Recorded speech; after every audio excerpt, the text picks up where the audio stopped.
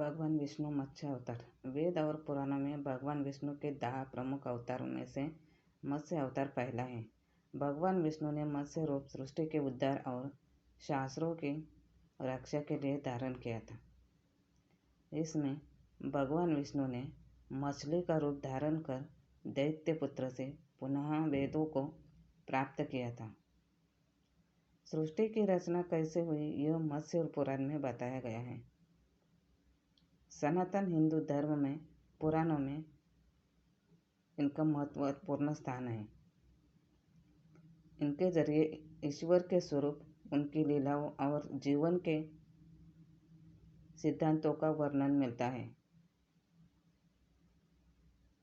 हिंदू धर्म में 18 महापुराण है, जिसका श्रेय महर्षि वेद व्यास जी को जाता है। सभी 18 महापुराण त्रिदेव ब्रह्मा, विष्णु और महेश पर आधारित है और त्रिदेवों में प्रत्येक को 6 पुराण समर्पित है। बात करें मत्स्य पुराण की तो इसका संबंध भगवान विष्णु के मत्स्य अवतार से है। मान्यता है कि इस पुराण को सुनने या पढ़ने से भगवान विष्णु की कृपा से कीर्ति और आयु में वृद्धि होती है और व्यक्ति के सभी पाप नष्ट होते हैं। मत्स्य पुराण में 14,000 श्लोक और 291 अध्याय है। संसार से बुराई को खत्म करने के लिए भगवान विष्णु ने कई अवतार लिए, जिसमें मत्स्य अवतार भी एक है। इस अवतार को भगवान विष्णु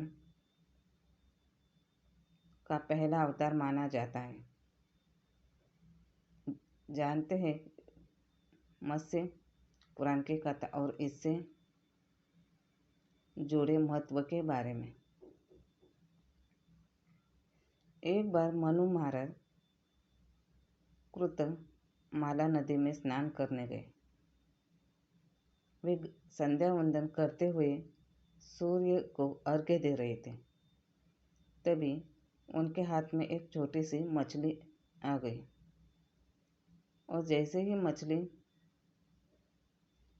को वापस नदी में छोड़ने जा रहे थे, तभी मछली ने कहा, महाराज, मुझे यहाँ मत छोड़िए, यहाँ बड़े बड़े जीव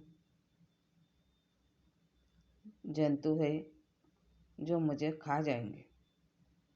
तब मनु महाराज ने मछली को कमंडलू में रख लिया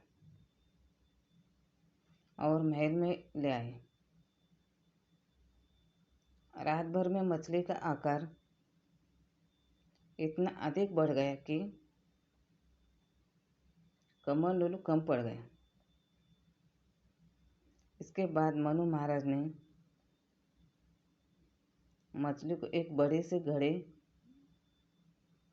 से रखा, लेकिन अगले दिन मछली का आकार और बढ़ गया और घड़े में भी स्थान कम पड़ने लगा। तब महाराज ने उसे तालाब में छोड़ दिया, लेकिन मछली इतनी बड़ी हो गई कि तालाब भी कम पड़ गया। अंत में मनु महाराज ने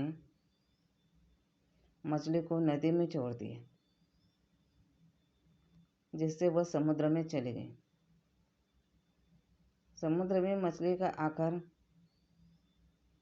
निरंतर बढ़ रहा था। आखिर मनु महाराज ने कहा, प्रभु,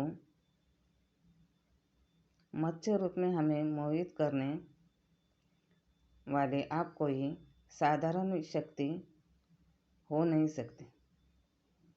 आप तो सर्वशक्तिमान, सर्वव्यापी भगवान विष्णु ही है। आपने मत्स्य का रूप क्यों धारण किया बताने की कृपा करें प्रभु। तब मत्स्य रूपी भगवान विष्णु ने कहा, हे राजन, प्रलय का समय नजदीक आ रहा है और शीघ्र ही पूरी पृथ्वी जलमग्न होने वाली है।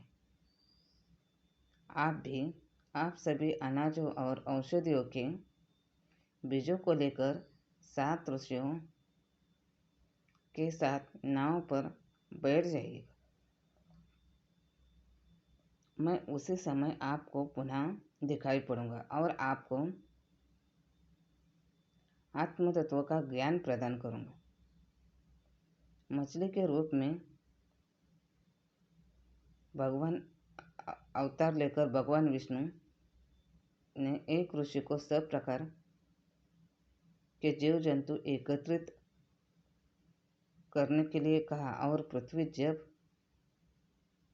जल में डूब रही थी तब मत्स्य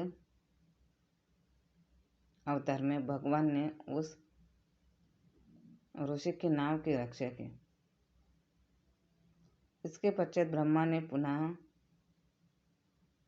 जीवन का निर्माण किया।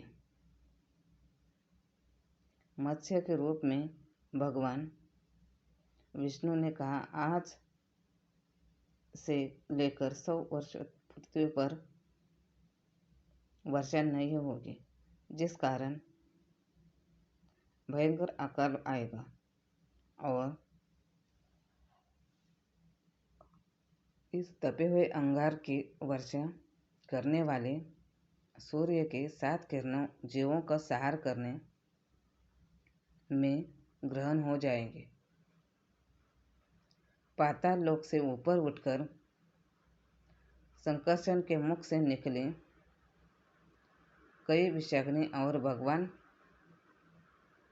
शिव के तीसरे नेत्र से निकले अग्नि भी तीनों लोकों को भस्म करती हुई भभक उठेगी। इस तरह सारी पृथ्वी जलकर राख का ढेर बन जाएगी। तब संवत, भीमनाथ, द्रोण, चंड, बलाहक, विद्युत्पाक और श्रवण जैसे 7 प्रलयकारक मेघ है, यह सभी अग्नि के द्रव से उत्पन्न हुए जल की घोर बारिश करके पृथ्वी को डुबा देंगे। इस प्रलय में तुम्हारे साथ इस नौका में मैं सोम, सूर्य, चारों वेदों सहित ब्रह्मा, नर्मदा नदी, महर्षि मार्कंडेय, शंकर,